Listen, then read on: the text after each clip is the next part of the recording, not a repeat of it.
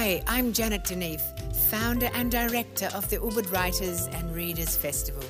You are about to hear one of our highlight conversations recorded live for our 2022 festival, which explored the role of the written word in upholding humanity's values and freedoms through our festival theme, Memayu Hayuning Bawana, Uniting Humanity.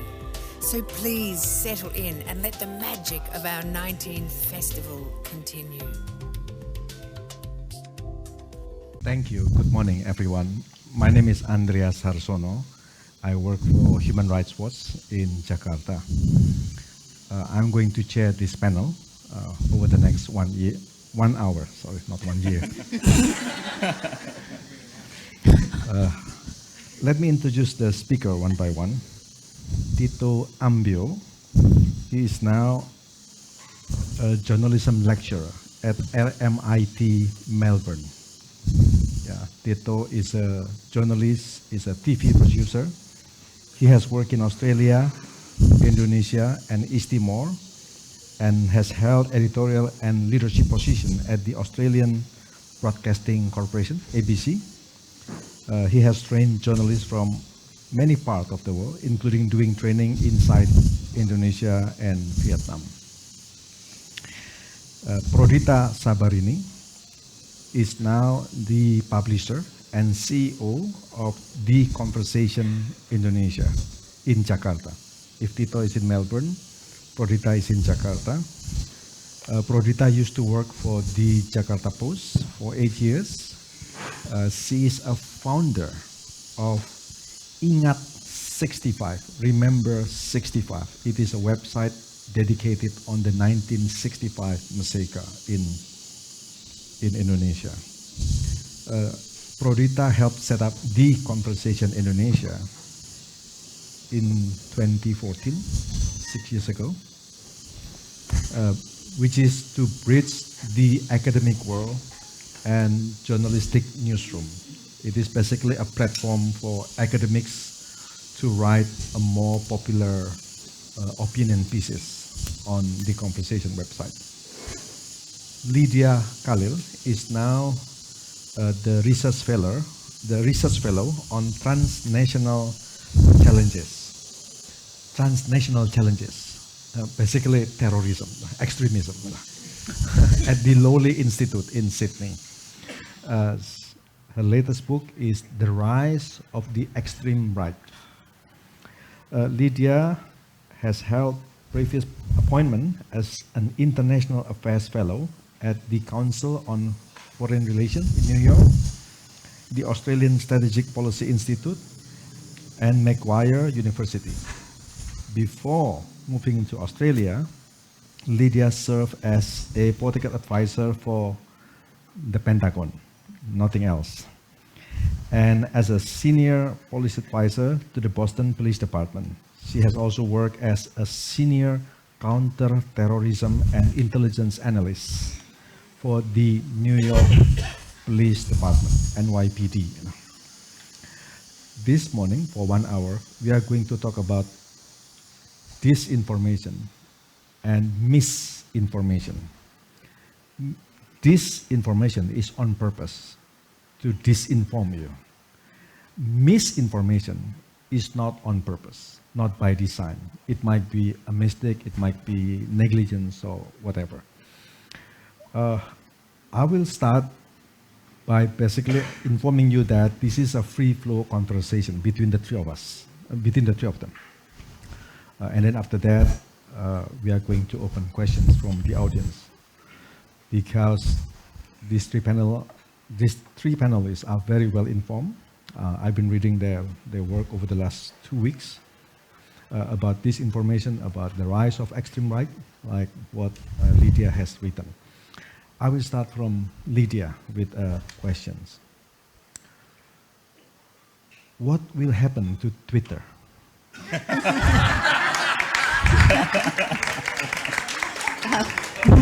Thank you for giving me an easy question. We actually will need a year to discuss this instead of an hour. I mean, who knows? I think everyone is really exercised, obviously, about the private takeover by Elon Musk of Twitter. I think a lot of people, when they're making predictions about what will happen to Twitter, are imposing their own desires on the platform and on Elon and on the hopes of what he will do based on their interests. So he's got a lot of these, far-right libertarian fanboys who are hoping that he's going to open it up to be this space of free speech absolutism. Donald Trump. Bringing Donald Trump back, bringing others, like really looking to his takeover as a place where not only will it be a public square of information, but it will be the space for free speech absolutism on Twitter. There are other people, who are already logging off their accounts saying that, I'm going to get off now. It's going to be a disaster when he gets on. It's not going to be a space that I want to be involved in. I think there's two directions really it could go. One is the status quo, or some version of the status quo, where Twitter is kind of essentially the same imperfect shit show that it currently is, but also has some value. Or it really, if he does go down this free speech absolutism venue, it will honestly become a much more smaller, much more diminished, less mainstream platform, going the way of, say, a Parler would.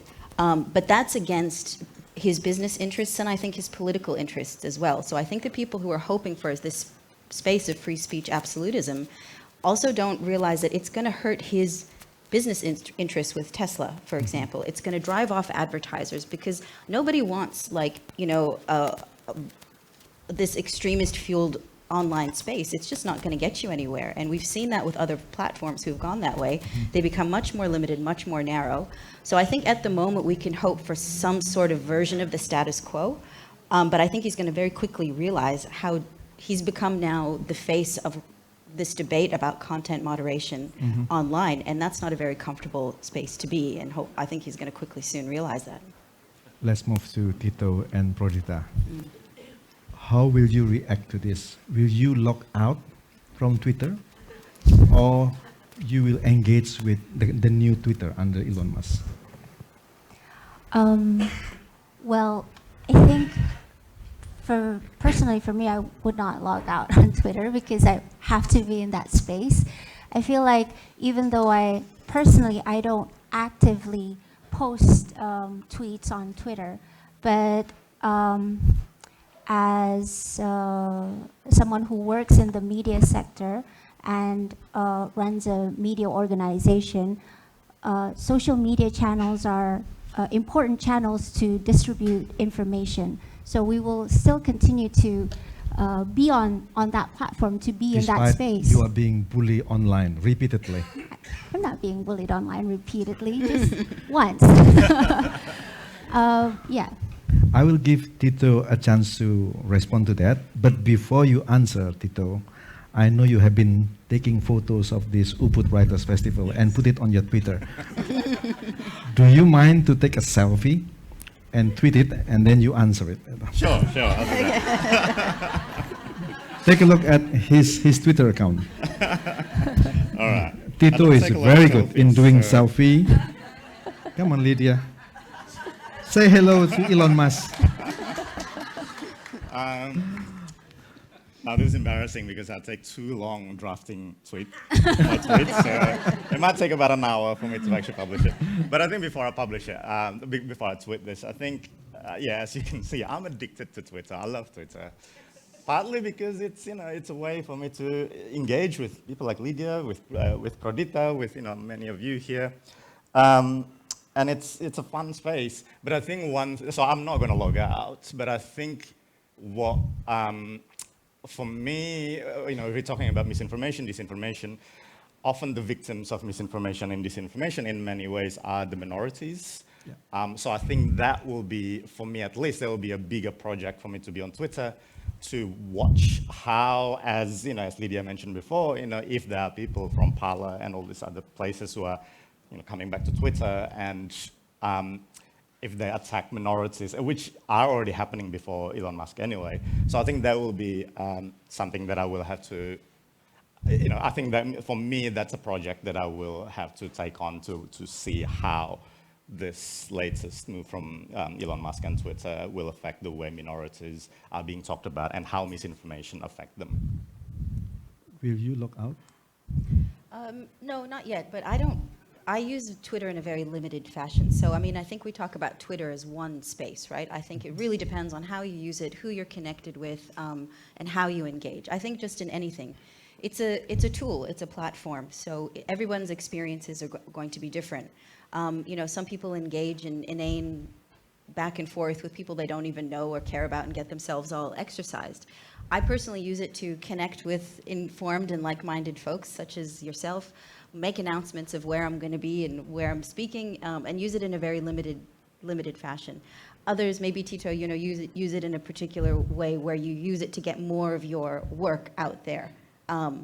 So I think it just very much depends on the way that you use it. And because I use it in a limited space, in a limited way, at this point, I don't feel the need to get off it. And I don't really think, and I think people who are exercised about what's going to happen to the platform may not have already realized that so many of the things that they're worried about already occur. Like Tito said, there is, you know, harassment already. There is a plethora of disinformation and misinformation. There are all of these negative things already happening with or without Elon Musk taking it over. But at the same time, it can be a positive space depending on how you use it. Okay. Another subject. There are increasingly regulation to restrict the internet. Criminal defamation articles are being drawn in many parts of the world. Singapore, fake news law, for instance. Indonesia, ITE, internet law. You can end up in prison for your tweet or your posting on Facebook or your WhatsApp forwarding.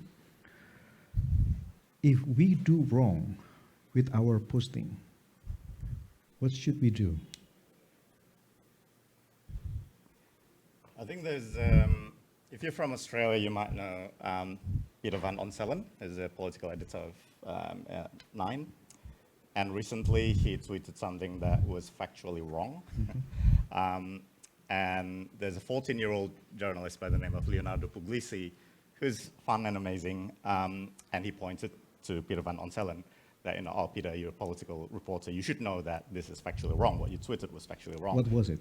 Now I'm going to get this wrong. And someone is going to tweet it. Peter van Onselen thought Lydia Thorpe was the deputy leader for the Greens in Australia, but she was the deputy Senate leader, which is a very important distinction to make, especially if you're a political journalist. And then Peter van Onselen replied to Leonardo saying, you know, oh, Peter, you're wrong. And he said, oh, who cares? And then he became this really, you know, like, yeah, I think the way he replied was not very Twitter. I think as a journalist, and I think for me that says something a lot about journalists in Australia, especially, where journalists can be very defensive. And I love journalism. I'm a journalist. You are teaching journalism. I'm teaching journalism. But I think journalists can be quite defensive. And I think this is something that I wish many journalists can be more open about, that they are on Twitter, you just have to be more open and engage with people who are saying, hey, you're wrong. And I think that's why, one of the reasons why I love Twitter is that you can do that. You can actually say to someone who's, you know, the most famous journalist, one of the most famous journalists, and say, hey, you're wrong about this.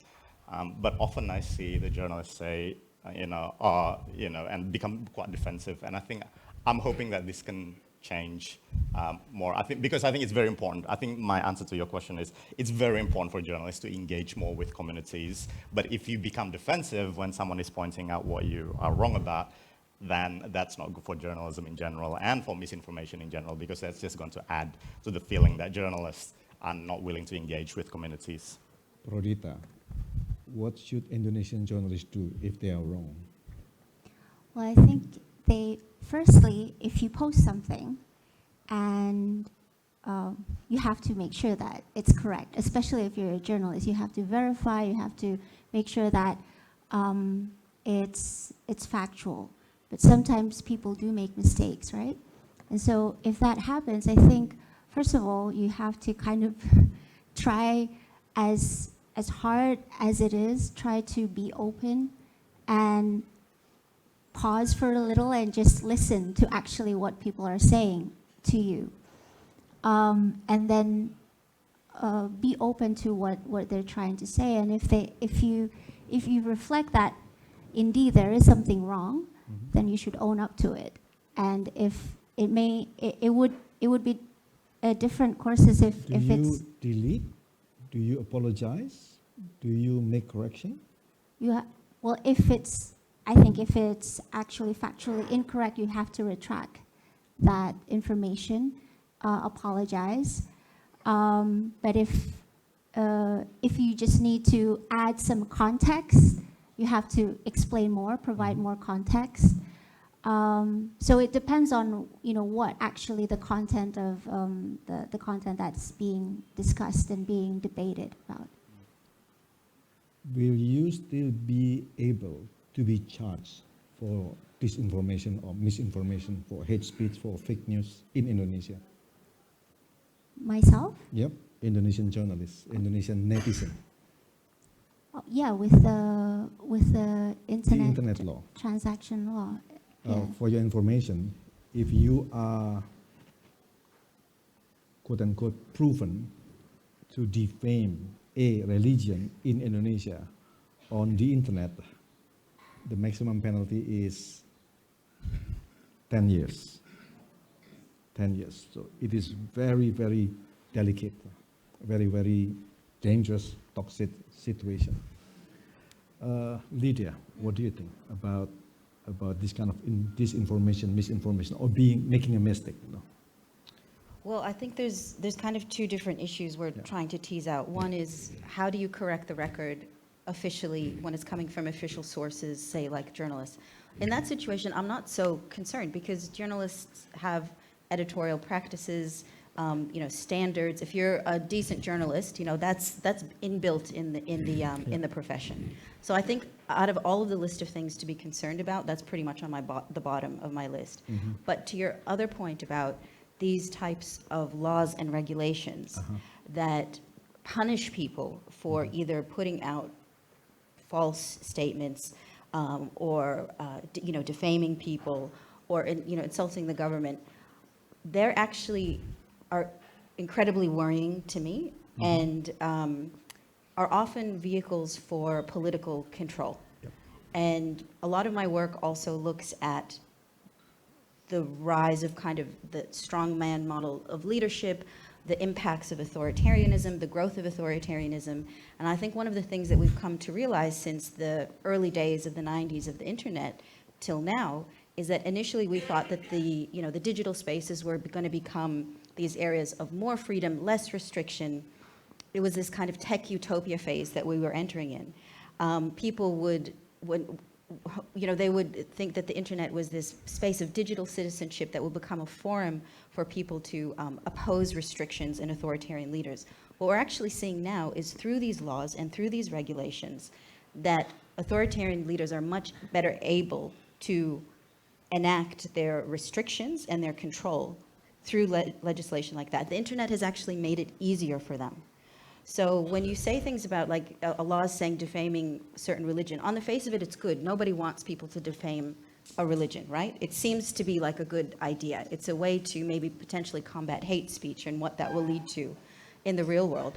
But that can be used and twisted in so many different ways. I mean, I've seen that in the country of my birth in Egypt, where people have used similar laws to repress the expression and the speech of various people. It becomes worse when the law is you can't defame the government. And defaming the government or defaming authorities or going against them is so vague that it can be interpreted in any such way where leaders use these laws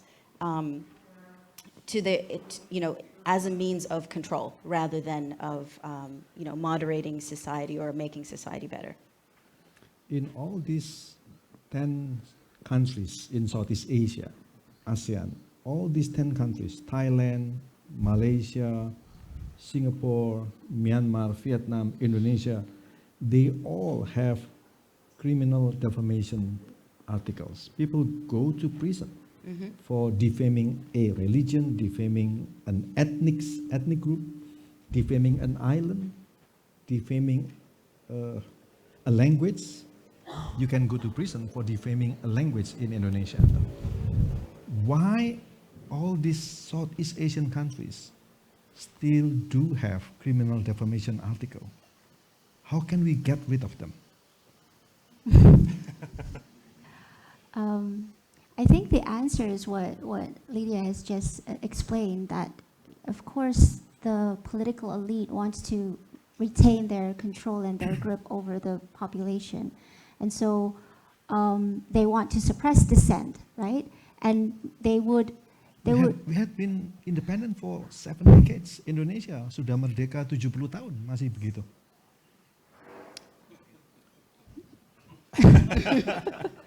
Look at Australia, look at the US. There is no criminal defamation article. But Indonesia, 1945, only has 35 articles on criminal defamation, including against the government. Well, now we have more than 150. In Australia, actually, the defamation laws are quite strong. I mean, Donald Trump actually commented on Australian defamation laws, saying, I wish I had those laws in the US.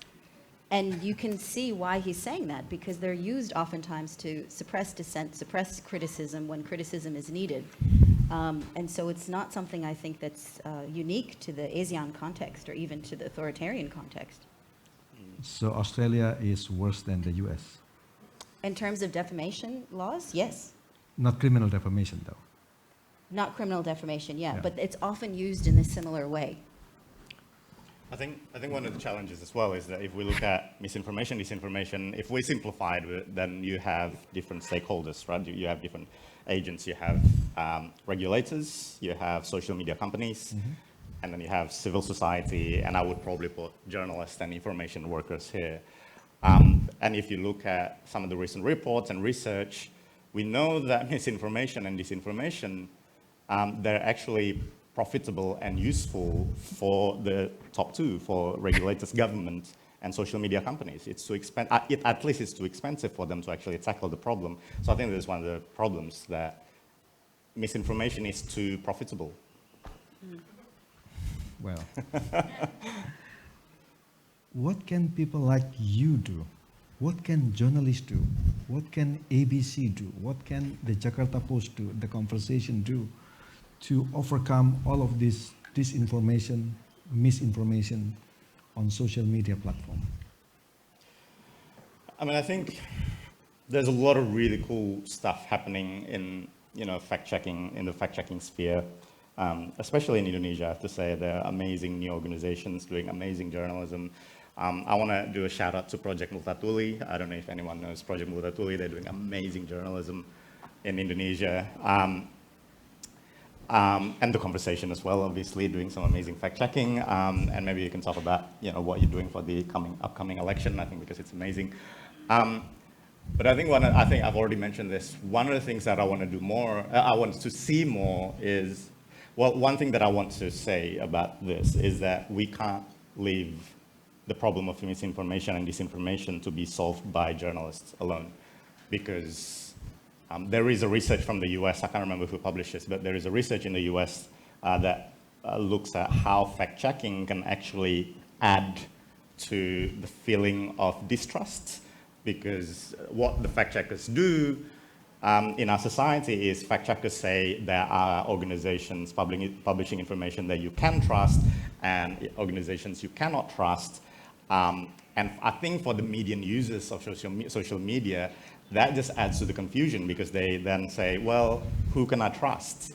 And I think to solve this problem, if you look at, again, the four things, social media companies, governments, regulators, and then you have civil society and journalists, I think journalists and civil society need to work together. And what I want to see more journalists do is work more with communities. Define cooperation between journalists and society. I think we're already seeing some of this in the US, for example. There's the Change the Terms Coalition. They've just published a report, I think yesterday. You can read it in freepress.net. It's basically a coalition of media workers, civil society people who are saying to Meta, to Twitter, to TikTok, to basically become watchdogs. So I think misinformation, disinformation, cannot be solved by just journalists playing the role of a watchdog, because it's just too big.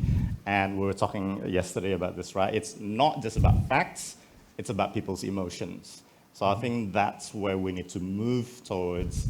Journalists need to admit that you can't change people's minds by just throwing them more facts. You need to start dealing with the fact that facts have emotions embedded in people's bodies and feelings, and we need to do something about that. I don't have the answers on how to do that, but I think working closer with communities, collaborate closer with communities, will create some of the solutions in journalism. Prodita? I think there's a lot of work being done by academics actually studying about the impact of digital technology on society, and not just on democracy, but also on the environment, on the economy, and all that. So we need to learn more about that, and with collaboration between journalists and civil society and academia, the journalists, media organizations need to be able to tap into that research, learn about those research, and bring it out there to the public, so that the public actually knows what's going on with the state of misinformation and disinformation. For example, the public are logged into social media platforms, they see all these conversations, but probably they don't know that there's cyber troops actually, cyber troops that's like buzzers, fake accounts, robots, influencers being hired by different agents or political actors to manufacture opinion on social media. So if people know that that exists, they would be more cautious about what they see on social media. And so there's a lot of work by researchers trying to understand the landscape, what's happening in these platforms. And also there are a lot of researchers also trying to find ways of helping people to become more resilient in when they encounter misinformation and disinformation. For example, a group called, I think it's the Stanford History Education Group, they're giving out a model of how to,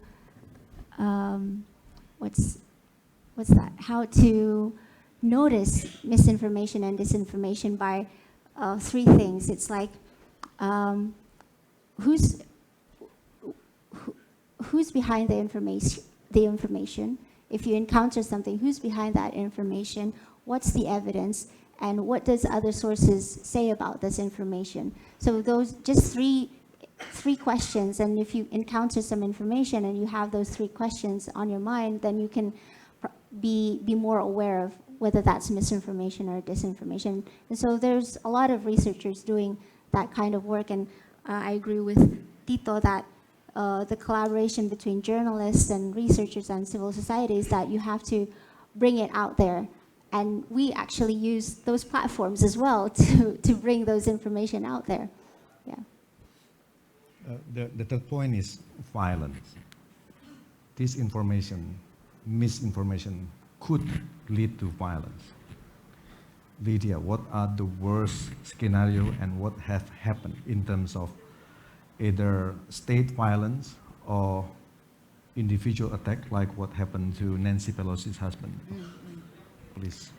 Yeah, so I think that's part of the bigger discussion about online harms translating into offline harms and the intersection between those things. And so violence is just a slice of that. But if we're talking in the ASEAN context, I think probably the worst case scenario is what we saw in Myanmar in terms of the genocide with the Rohingya, and the sectarian violence in Myanmar. that was, research has shown that has been driven by disinformation put out, again, to your point about, who's behind it, by interested parties seeking to consolidate political control. And that situation in Myanmar, in my mind, is almost like the worst case example across the board of what happened when disinformation flows from offline platforms and intersects with a societal and political context. On a personal level, it is like things that we saw with the attack against Nancy Pelosi's husband. But it can also be lesser harm, quote unquote lesser harms, things like doxing, harassment, all of those things. And that's when it enters into criminal territory. So I think that there's but it's a very fine line and a gray area from when it becomes something that's unpleasant or not like something that's not a societal good versus going into criminal territory. And I think if we do try to do these distinctions, it might help us come up with better solutions for how to address it, because I do very much agree with the points raised earlier that this is not something that can be fact-checked away. We have to understand how the online space is used as a community space, how communities gather online, and most people embrace that, these conspiracy theories or things and make it part of their identity and make it part of their community. And so if you're at that level, you're not going to fact check me away from giving up a part of my identity or a part of my community. And I think the QAnon phenomenon is something that is really illustrative of that fact. It's very uncertain to know how much the people who embrace QAnon actually believe in the conspiracy, or rather that this is just part of their community and their identity. So we have to tackle and look at it from that framework as well, not just about combating disinformation or addressing it with facts, but how are these things formed and formulated through that framework of community and identity, and what the online space has provided that. I met Lydia, two wonderful children, 2 days ago. They are not having children yet, or I don't know whether they will. But Lydia has a very interesting story. Lydia basically does not allow her two children, Cassius and Aya, to have laptops or to have cell phone. She basically argued that it is healthier for our children not to have access to a certain degree to the internet. Lydia, would you please tell the audience about why you do that? Well, I think because a lot of our understanding of what the use of this technology does to developing brains is incomplete, and what we have seen is worrying. And so I think when children are at a particular stage of development, that it's not a very useful thing. They are 4 and 7 years old? 7 and 10. 7 and 10, yeah, sorry. so they're still young. I mean, I'm addicted to my phone, and I work like in this space and on all these things, but I'll freely admit, I'm completely addicted to my phone. I'm always on it working, the posting on this. And so if this is what it's doing to my adult brain that's already been developed, then I have a lot of concerns about what it can do for younger children. Now, it's not all, doom and gloom. I think the jury's still out, on the established research. Some research has shown that there can be some positive outcomes of children's use of technology, but I think particularly social media, unsupervised, is generally unhealthy. And when they do use devices or technology, it's supervised. And then we have a conversation about what we're looking up on Google or what Google is. I mean, one of the things that I've tried to do is actually explain to them that this isn't like Siri is not some cool magical computer persona, right? It's actually part of a company, and the way that she's able to answer you back is because you give it information, and they have a program that takes that information that you give them that is able to answer, do things to answer back to you. So I try to explain as much as I can that, these are companies, they run on ads, they run on your information, on your data, they're looking to get things from you, and you need to be comfortable about what you give to them. So I think children have the capacity to understand this.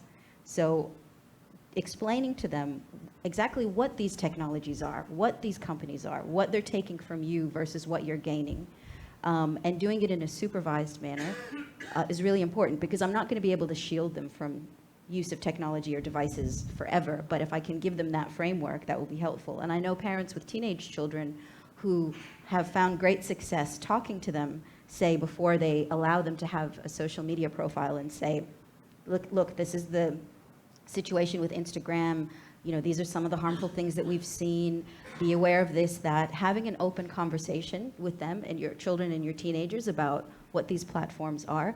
And they've said, actually, my teenagers use it less now that they know what's actually really behind it. So having these honest conversations, I think, is useful. Okay. Questions from the floor? Yes, please. Please identify yourself. Hi, my name is Verdi. I'm Indonesian, by the way. I'd like to ask you, so far we've been discussing about misinformation and disinformation among the people, all right? What about disinformation and misinformation from the government? That is one thing that I feel kind of uncomfortable with that, because we get punished for it. But what about the government giving this information? Example?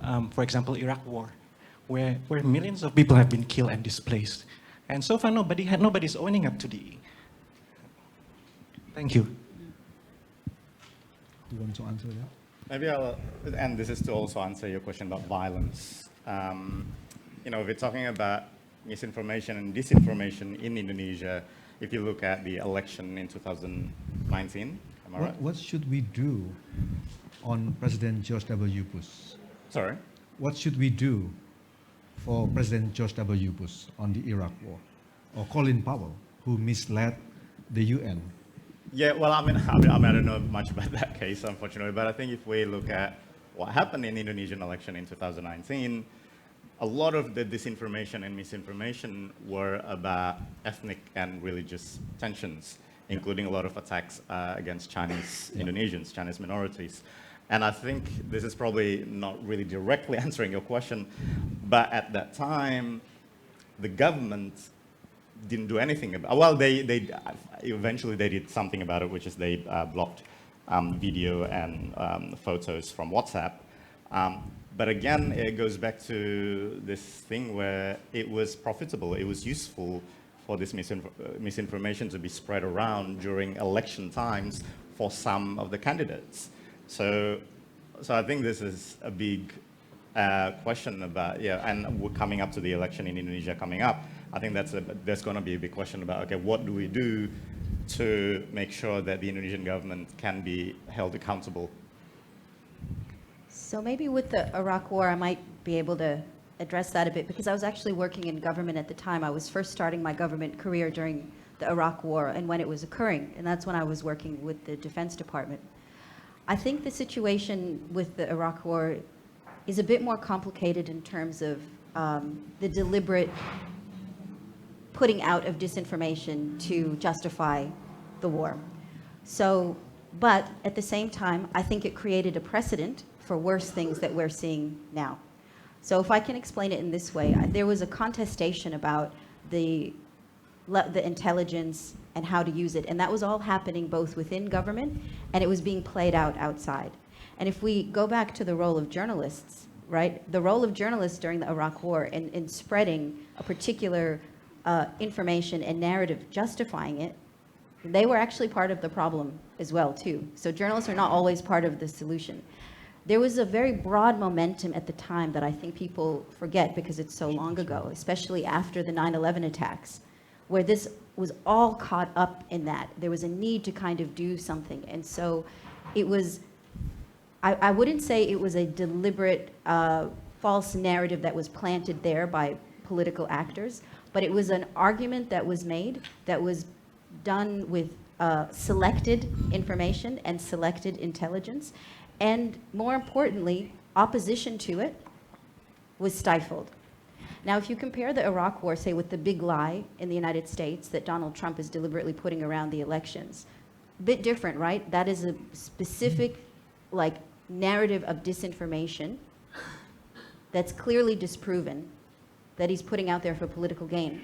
But having said that, it's only a hop, skip, and a jump away, right? You can see the precedent of this information environment and where it can lead to.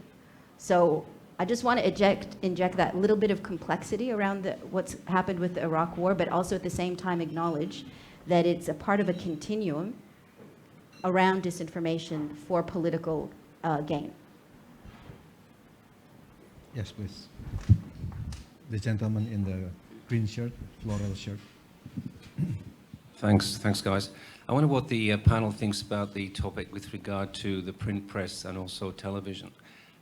In television, of course, you just mentioned Trump and Fox News relationship.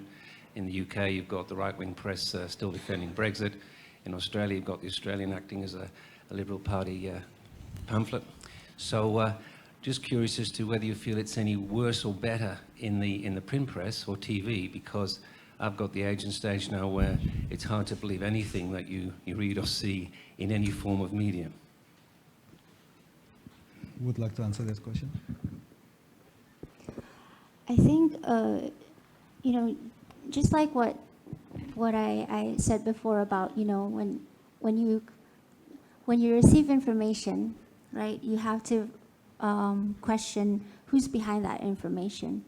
So in terms of, and that goes across the board, like information on the internet, information on the television, information on print media, in terms of like broadcast television, who actually owns the company, right? Who actually owns the print media? In Indonesia, a lot of the media companies are owned by businessmen who are close to political actors. So when you see content from there, you would find, oh, that's why they're reporting about this issue, but probably not reporting about that issue.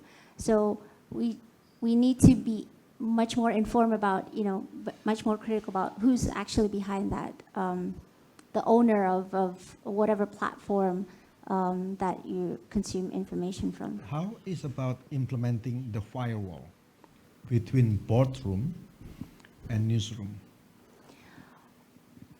I think in Indonesia, there has been some, I guess,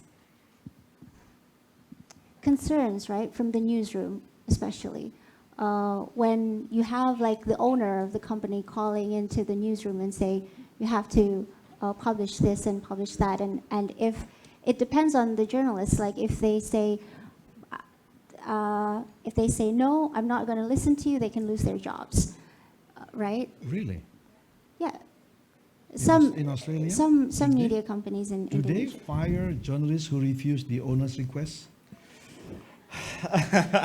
there is Drew Ambrose over there, Al Jazeera. Will an Al Jazeera journalist being fired if the Emir of Qatar says something? No comment. Yeah, that's my answer too. But I think if I can add just a little bit, you know, I think the majority of people here are not journalists. If I can say something, I think I hear a lot, and in Australia, I feel like whenever I introduce myself as a journalist at a party or whatever, people say, oh yeah, ha ha ha, fake news, which annoys me very deeply. Because I think people just don't understand how hard it is to be a journalist these days. And, you know, go say hi to Drew and to Jewel here, and, you know, just you know, be nice to them. Be nice to journalists. Yeah. Yes, please. Oh, sorry. Sorry, if Lydia. I could just add very quickly to that. I mean, I think that that's an incredibly important point. You know, we're talking about all this responsibility of journalism when that's a field that's incredibly under attack at the moment. And we have to keep that in mind. But to the point about television, I think that the rise of infotainment is incredibly troubling. So there's no longer this separation of entertainment and information. And we've seen that with the rise of cable news, not just Fox News and the press, but in general. Like if we talk about Donald Trump's rise, for example, to take a very quick example, I'll fish quickly on this. You know, people say, well, it was Fox News, right, who led to his rise. Actually, take a look at the role of CNN and the executive there and the board there. The director of CNN at the time was actually the executive producer of The Apprentice for many years. Oh. Right? And The Apprentice, I think more than anything, brought Donald Trump's to the nation's attention, and it showed him as like an authoritative figure, making decisions, all that. It completely whitewashed his persona. Whereas if you grew up and worked in New York, right, like I did, you knew exactly who Donald Trump was. He was a bridge and tunnel guy who was like not respected at all. And then this sanitization of him and this persona of him presented both in The Apprentice and then later in CNN and then embraced by Fox News is one of those things I think that shows the blurring of the line between entertainment and information. That's part of an underlying dynamic that can be difficult to address, and underneath all that. There are other news organizations in New York. There are New York Times, there are, CNBC News that are critical toward Donald Trump. They're critical of him, but think about how good he has been for them. I mean, Donald Trump revived journalism. He led to massive subscriptions in the New York Times. MSNBC became a huge platform because of him. So it's not just about being critical of him and fact-checking him or people like him. It's also what's the underlying economic logic behind all of this stuff. They're amplifying him also to their benefit. You can't deny that. May someone argue against Lydia? No. Dera Sijabat, New York Times journalist. Would you please argue against Lydia? Please. I just wanted to comment that what I'm hearing is that we have a real poverty of media literacy, and that maybe we're teaching our children maths and English. Maybe what we actually need to teach our children is media literacy. Would you comment on that? Yes. And maybe the journalism. Well, I do teach journalism, so I suppose I can add to this. I think with my students, what I see is there's a lot of anxiety about technology. And I think, yes, I agree that we need to teach young people media literacy, but also we need to face the fact, and Lydia, you talked about, this thing about, you're not letting your children have laptops or engage too much with digital screens. I think we also need to somehow help them feel a little bit more safe in the world today, because I think with a lot of my students, the level of anxiety that they have as undergraduate students are not the level that I had as an undergraduate student. I think a part of this is because they don't know who to trust. They feel like the world is, being destroyed by all these big companies. They don't know what to do. I think it's not just about media literacy. It's also about empowering them, helping them to engage with this world of misinformation and disinformation, and accepting that, yes, they have a lot of anxiety and we need to do something as adults in the room. Please, sir. Yeah, it's so nice to have a word for disinformation. I would just call it lying on purpose. I want to come back to this Twitter issue, which happened this week, basically the official takeover. And I think it's very naive to, as Elon Musk saying, we want to have the chance for totally open opinion. Because he's not naive at all, and I wonder whether he can see the danger by doing that. Hitler came to power because he used at that time the radio as a medium, as a political medium. And now we have the situation that we have the social media giving anybody the possibility to spread information, whatever they want to say. Or lying. And who is responsible for that? We have and it's basically coming down to a problem of the capitalism. We have now a press which is in the right-wing press dominated by Murdoch. And they are so strong that we have the political situation we are in. And so I really don't know what we can do with that, because we all want to have democracy, we want to all free speech.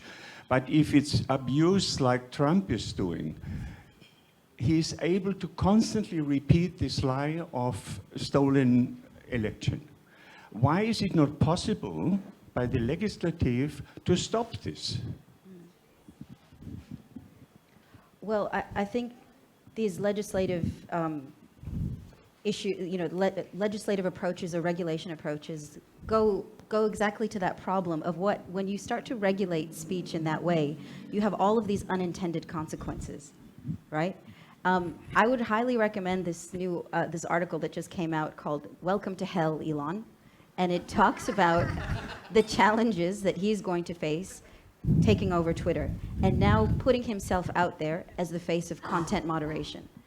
So I think when I'm a big fan of regulation and legislation around the technology industry, but not so much when it comes to content moderation and speech.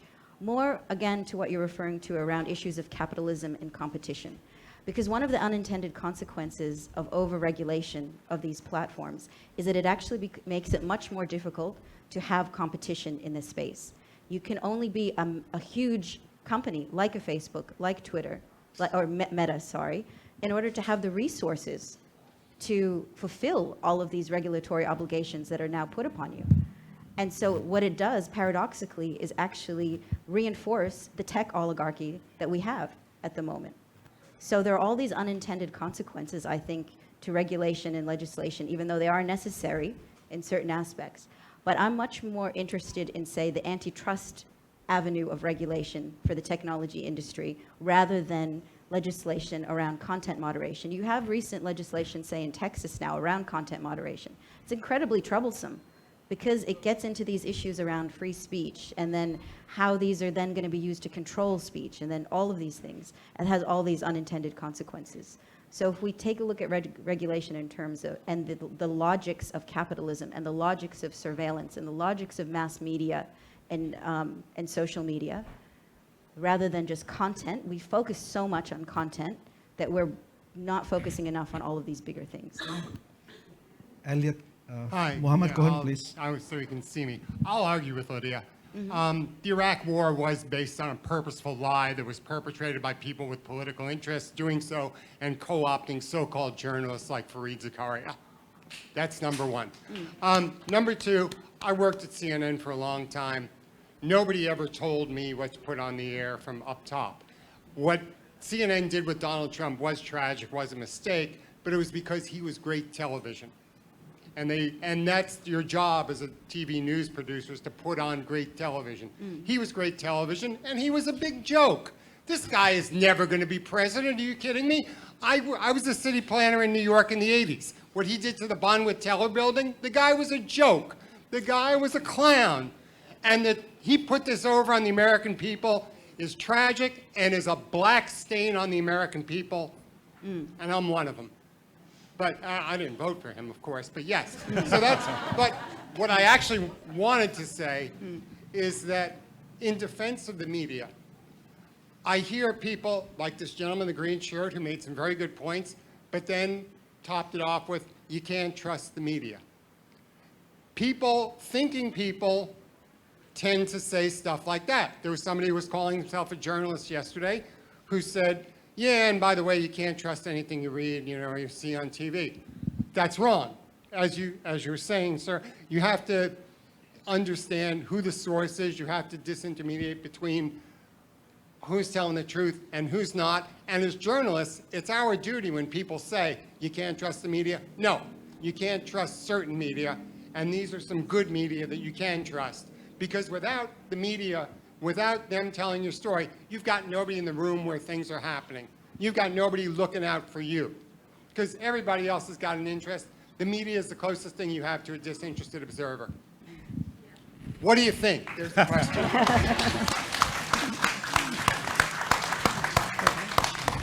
Your turn, Lydia. So I take your point about the Iraq War, but having had maybe a front row seat to what was going on, maybe I'm a bit more inclined to kind of flesh out the complications because I saw it kind of unfolding from the front lines, so to speak. But in terms of your point about Donald Trump being good television, that's exactly my point. I'm not saying that someone from the boardroom from on high told CNN reporters what to write or what to cover, but that's exactly the point. All journalists cared about was that he was good television, that it was infotainment, right? Without any other consideration of what that potentially could lead to. And so on there, we're actually in agreement. The last questions, please. I'd like to play devil's advocate for a minute. Lydia, I'm with you. Content moderation from governments really worry me. Yeah? and there are unintended consequences. But let's just turn it around for a minute. I'm going to pretend I'm the Information Minister of Singapore. Yeah, there is broad agreement that there are issues of information and disinformation. The problem isn't responsible journalists. Media companies are ideologically biased, or they follow the business interests of an owner. And in our part of the world, the call from the owner's office to the newsroom is a reality. Yeah? So you've got media organizations. There are some that can be trusted, but a lot that can't be trusted. You've got independent actors not associated with media organizations who are putting up all kinds of information, disinformation, misinformation on Twitter and all these platforms. The platforms refuse to take any responsibility for this very often. They don't have good content moderation. They say, we're just a platform. We don't take responsibility for the content. Civil society, what we're seeing is an increase in majoritarianism in every country of the world, right? So can civil society really be trusted to protect minorities? So we've got all these problems. We agree that these problems exist, but no one's coming up with a solution. And I'm the Information Minister of Singapore, and I say, let's have strong regulation where somebody putting up misinformation will go to jail. Why not? I disagree with that. No, I'm just playing devil's advocate. I want to hear why not. Oh. Time is up. 2 more minutes. All right, I'll just be very quick. I think what I want to say is, I think it's Walter Benjamin who says, don't start with the good old things, but start with the bad new things. And I think what we need to do more is, and I'm not saying these are bad things, but I mentioned Project Multatuli before, and in Indonesia there's Konde.co, for example. In Australia we have Indigenous X. There are all these small operations that are doing amazing things. And I think this is related to what you said before about great television. In journalism, we often fall in love with journalism too much, and we say, oh my God, that's good TV, without actually thinking about what does that mean to actually publish that information. So sorry, this is not really engaging with your question that much, but I think what we need to do more is support those small organizations, new ideas. Journalists need to be more open to ideas. So yeah, I think I have a lot to say about this, but I think I want to, give out. Prodita, send them to prison? No, of course not. I think that would be trying to take a shortcut in a wicked problem, right? Like you would just, come up with a regulation, come up with a legislation, and you think that you solve a problem, but it actually doesn't solve a problem and actually adds a problem. So I don't agree with, putting repressive legislation like that, but, really just coming together and trying to find that solution, which is very, very difficult. And I think a lot of people are trying to figure things out at the moment, and there is no real answer yet that we've arrived to. That's my answer. So very quickly, I think you raised some really good points. I especially really like your point about majoritarian countries and using civil society as a bulwark and the problems with that. I would say when it comes to regulation, we still have not figured out how to identify these companies and therefore have not been able to regulate them properly. Are they social networking? Are they media platforms? Are they advertising companies? They present themselves as social networking, connecting companies when they're not. They're data collection ad companies. And so to try to understand exactly what they are, label them as such, then we can begin to regulate them accordingly. Not that we shouldn't regulate them, but regulate them in the exact way based on what they are. So many people think that they're just these communication platforms, networking platforms. They're not. They're data collection advertising platforms at the end of the day, and we should regulate them as such. Thank you so much, Lydia. That is the end of the statement.